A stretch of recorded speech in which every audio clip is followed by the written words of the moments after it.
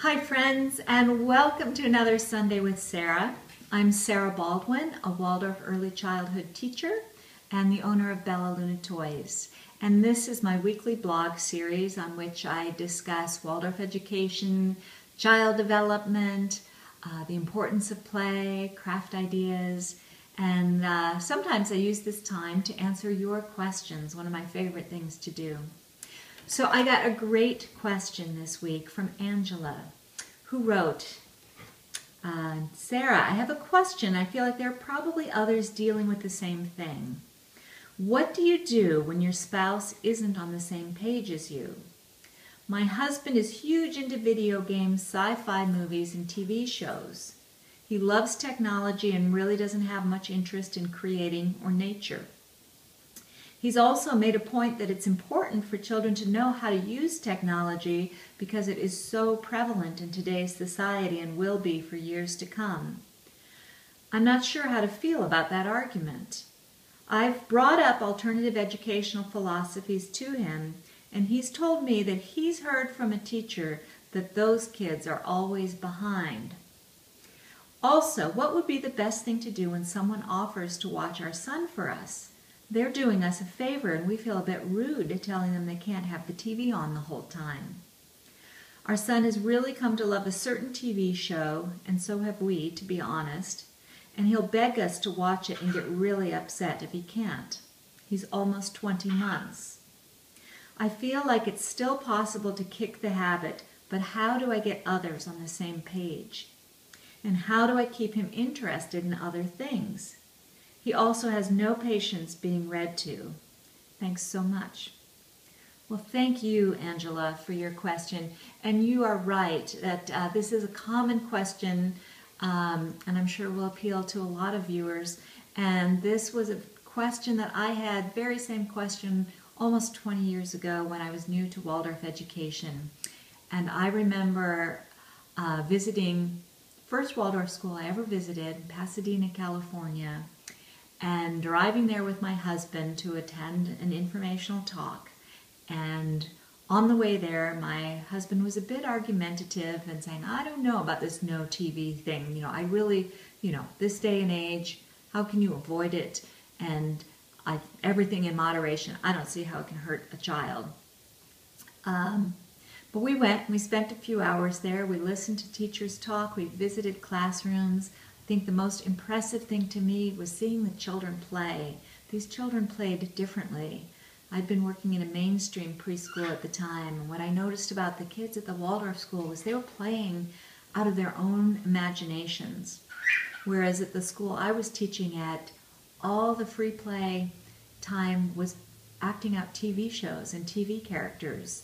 At that time, the boys were all playing Power Rangers and Ninja Turtles, and the girls were all playing Wizard of Oz, which had just come out on video at the same time.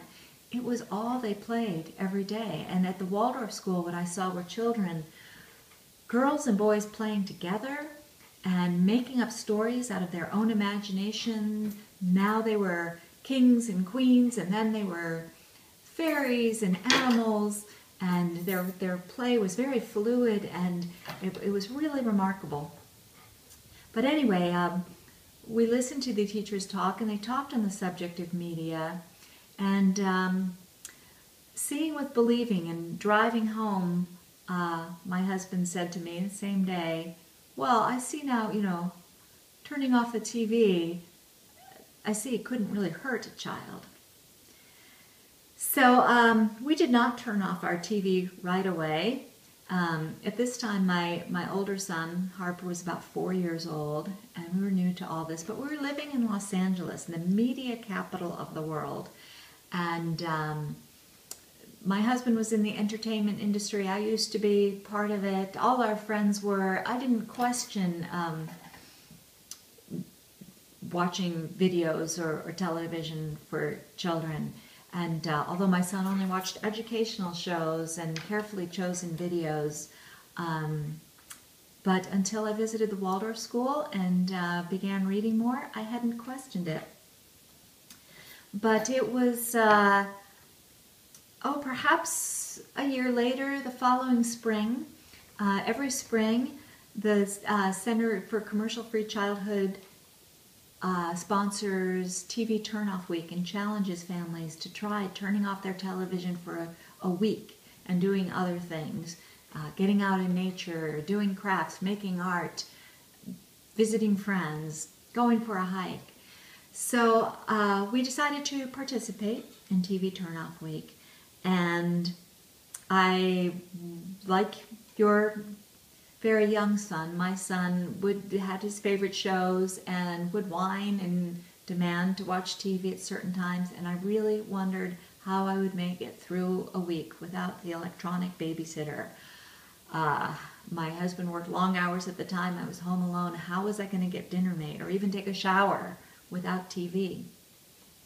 But nevertheless, stuck to my guns, put the TV away, hid it in a cupboard with the doors closed. And my son did ask for a few days and whined and complained and said he was bored.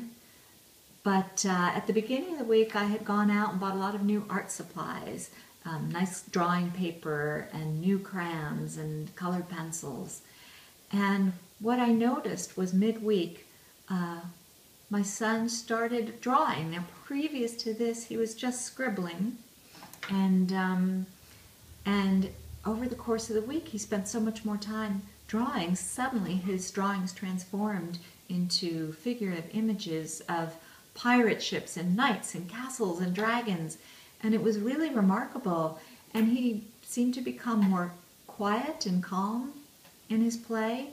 And after a few days, I think about 3 days, it was like he completely forgot about the television and stopped asking for it.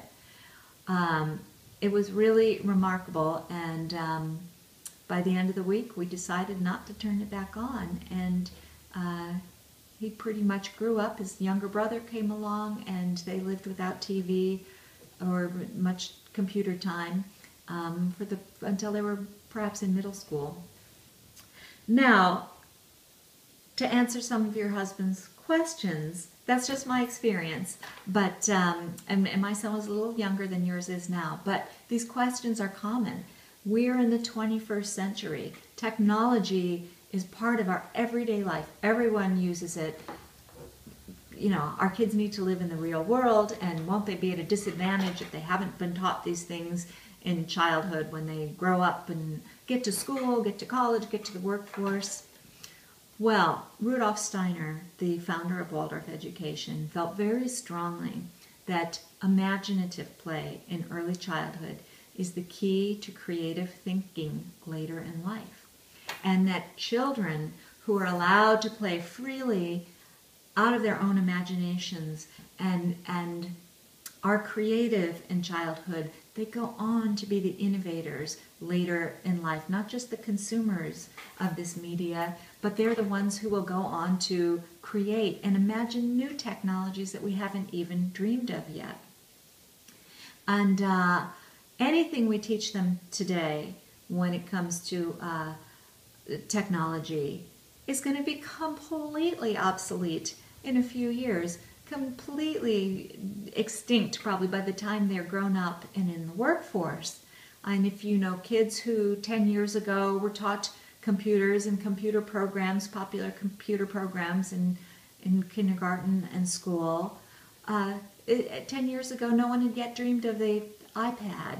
And technology just keeps getting easier to use, and it seems that children today just come born hardwired to use this technology. It comes so easily to them without our ever having to teach them. And as an example, my own kids, even though they didn't grow up with a lot of time in front of computers, when they were older and began using them, they just quickly got the hang of it. And me, who'd been using computers since their earliest days, it changes all the time. I get hung up, and they are my tech support people and showing me things without ever having been taught in school.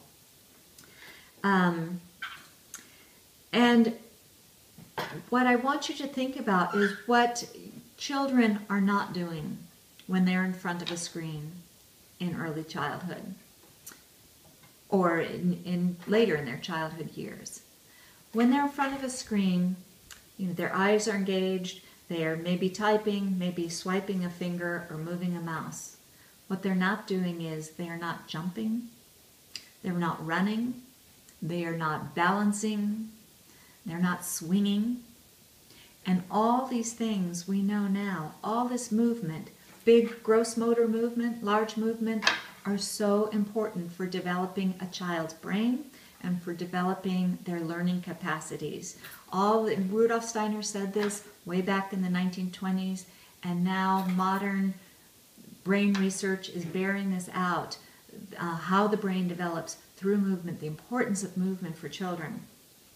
And fine motor skills too, when they're coloring or learning to sew or finger knit or doing fine crafts. All these nerves in the fingertips are directly wired to the brain and developing those pathways, neural pathways in the brain.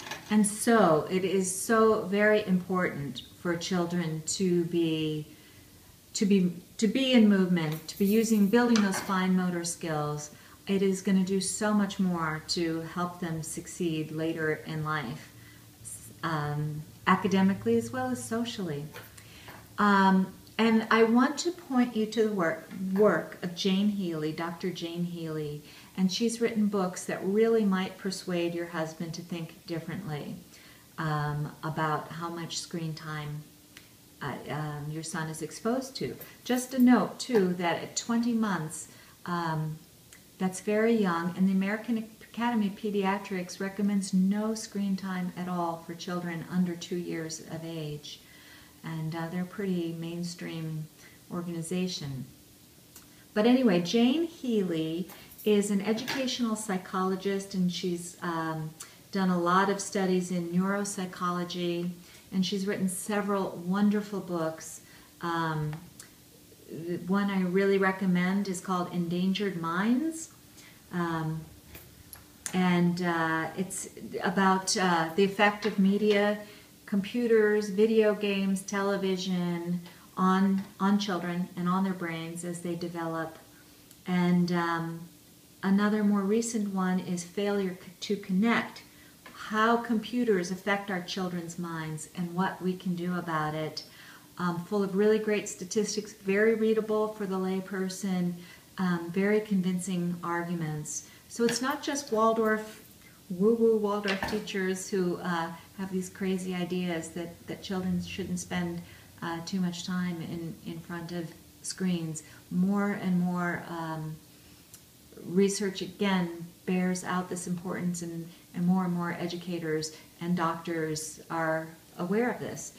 Jane Healey has a website, JaneHealey, HeaLy.com, where you can read more and order her books.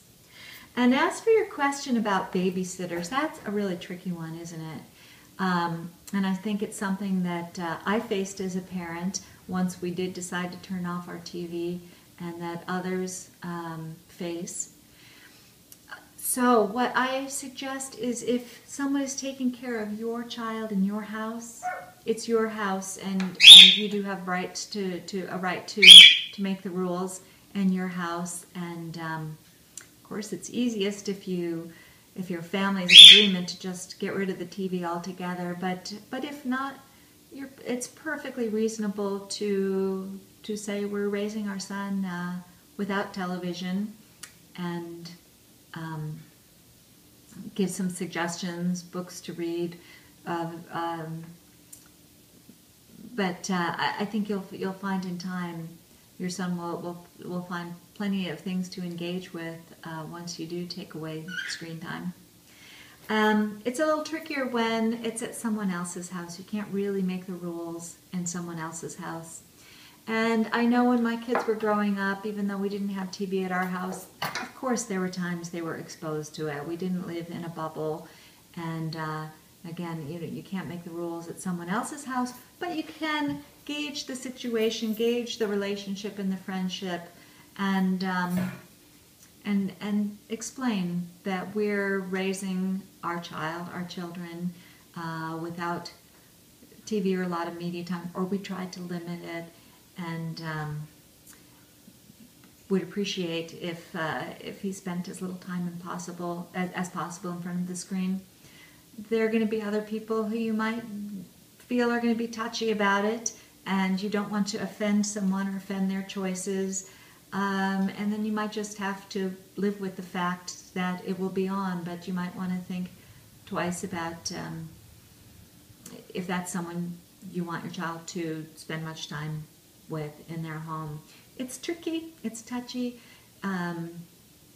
You really just have to feel it out, in each situation. But I would encourage you to feel good about your choice and not be too shy about letting others know. And you may even change someone else's mind if it's another parent, and they may ask you more why you made this choice, and you can share with them some of what you've learned, your experience in these books. So your son is young, you've got a long parenting journey ahead of you. Enjoy every minute of it, but I do hope this gives you some food for thought and ideas, and helps your husband too. So thanks again, Angela, for your question, and hope others of you have found this helpful. Please, I welcome all your questions, and it always gives me new ideas for things to talk about on Sunday with Sarah. So thanks for tuning in. I'll see you again next week. Have a wonderful week. Bye-bye.